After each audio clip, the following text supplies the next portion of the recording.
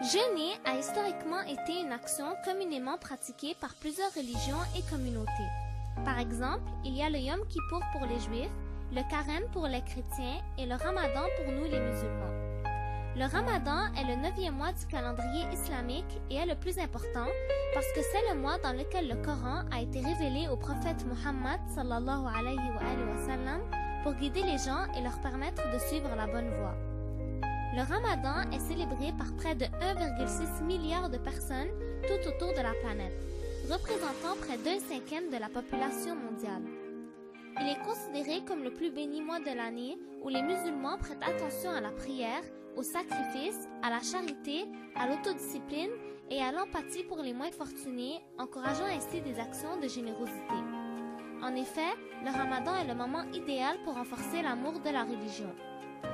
L'acte de jeûner est là pour rediriger le cœur loin des activités superficielles. En plus, sachant par exemple que le ménage moyen jette à peu près plus de 25% de notre nourriture, cela montre que nous devons profiter de ce mois pour avoir plusieurs réflexions sur nos pratiques quotidiennes. D'ailleurs, on peut constater que les gens se questionnent toujours sur le comment du Ramadan. Par exemple, comment vous résistez à ne pas manger toute la journée, et non sur le pourquoi. Malheureusement, c'est aussi trop souvent le cas pour nombreux d'entre nous. Pour certains, le Ramadan se résume à se lever très tôt le matin pour manger, se priver de nourriture pendant la journée et manger le soir après le coucher du soleil. Il n'est pas étonnant qu'on ne sait peut-être pas pourquoi le jeûne du Ramadan existe. Tout d'abord, pour pouvoir profiter de ce mois, nous devons connaître sa vraie valeur parce que comme le dit notre prophète, si nous comprendrions exactement ce qui se cache dans le mois du Ramadan, nous aurions souhaité qu'il s'étende sur l'année au complet. Ramadan vient du mot ramad qui signifie chaleur intense du soleil, ce qui explique la phrase « le mois du Ramadan brûle les péchés ». Notre prophète l'a très bien dit. Quand le croissant lunaire apparaît, les portes de l'enfer se referment, les portes du paradis s'ouvrent et les démons sont enchaînés. Nous devons essayer alors d'adopter de meilleures habitudes parce que tout au long du mois, même notre respiration et notre sommeil sont glorifiés. Demandons alors à Dieu de nous faire réussir le jeûne parce que comme a dit le prophète, misérable est celui qui se trouve privé du pardon de Dieu pendant ce mois grandiose. Par contre, le jeûne où on évite uniquement de manger de l'aube jusqu'à la nuit est la forme la plus simple de jeûne où il n'aura pas l'effet souhaité sur nous. C'est pour cela qu'on dit qu'il y a plusieurs niveaux de jeûne. Par exemple, il y a celui où on s'abstient juste de manger. Ensuite, celui de ne pas faire l'illicite en plus de s'abstenir de manger. Imam Ja'far al-Sadiq alayhi salam a dit « Chaque fois que tu jeûnes, toutes les parties de ton corps doivent jeûner des actes illicites. » Finalement, il y a le jeûne où on s'abstient de penser à faire le mal. C'est la forme idéale de jeûne. De plus, il y a certaines formes d'adoration durant le Ramadan qui sont très encouragées, comme la lecture du Coran, le fait de passer 3 jours dans une mosquée sans y sortir pour se consacrer uniquement à Dieu et le fait d'aider un orphelin. Ainsi, le Ramadan est l'occasion de se retrouver avec Dieu et de profiter de tous ses privilèges. Bien sûr, le Ramadan a des règles mises en place pour diriger notre jeûne, mais aussi pour être juste envers tout le monde parce que chaque personne a ses propres capacités de jeûner.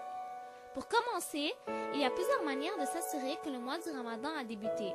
Il faut voir le croissant lunaire ou par ses propres yeux, par des jumelles, par un télescope ou encore par l'assurance de la possibilité de voir la Lune en se basant sur l'astronomie. De plus, il suffit que 2 personnes d'influence confirment que le croissant a été vu pour commencer le jeûne. Le jeûne est obligatoire, mais il ne l'est pas nécessairement pour tous. Il faut avoir atteint l'âge de la puberté. En général, 9 ans pour les filles et 14 ans pour les garçons. Mais ce n'est pas tout. La personne qui veut jeûner doit avoir les capacités mentales et physiques nécessaires pour le faire. Par exemple, il ne doit pas être malade de façon à ce que le jeûne empire son état, ralentisse sa guérison ou cause un certain mal physique. Si beau. Ce mois est un moment qui renoue les liens de parenté et les liens amicaux. En effet, nous nous retrouvons tous entourés au coucher du soleil pour manger en famille, avec nos voisins ou encore avec nos amis. Et ceci par recommandation du prophète lorsqu'il a dit « Celui qui offre le repas à un jeûneur croyant durant ce mois aura auprès de Dieu la récompense du pardon de ses péchés passés. » Ensuite, puisqu'en jeûnant on s'abstient non seulement de manger, mais aussi des actes comme le mensonge et la médisance, le jeûne devient une sorte d'exercice pour nous forcer à avoir un contrôle sur nous-mêmes. Car si on a pu le faire pendant un mois, on peut aussi le faire pendant 1 an et pourquoi pas toute notre vie. Pour continuer, le ramadan est aussi une source de tranquillité pour le cœur et une incitation à être solidaire. Par exemple, le jeûne permet aux riches de sentir la faim. Ainsi, il sera plus solidaire avec les pauvres.